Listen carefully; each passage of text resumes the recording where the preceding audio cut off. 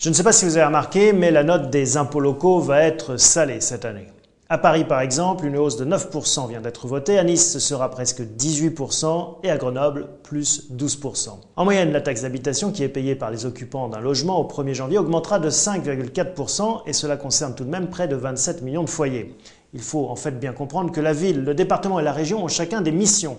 Et pour assurer ces missions, il faut des ressources financières. Ces ressources viennent en grande partie de l'État et de la recette des impôts payés par les particuliers, les fameux impôts locaux. La ville et le département reçoivent aussi des droits de mutation, c'est-à-dire un pourcentage du montant de la transaction chaque fois qu'un bien immobilier est vendu. Or, avec la crise immobilière, les transactions ont fortement diminué et donc, idem pour les droits de mutation, 9,4% en 2008 et une baisse attendue de 11% en 2009. À côté de ça, les dotations de l'État aux collectivités locales ont tendance à stagner alors que ces collectivités ont de plus en plus de dépenses car plus de missions surtout sociales. Par exemple, le département aujourd'hui a la charge de payer le RMI.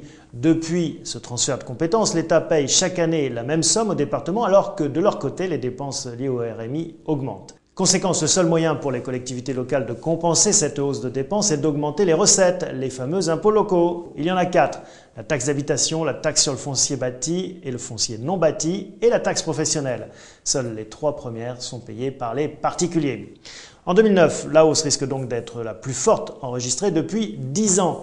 Et les années à venir risquent d'être difficiles encore. En effet, le projet de suppression de la taxe professionnelle pourrait priver les communes, départements et régions de 29,4 milliards d'euros de recettes.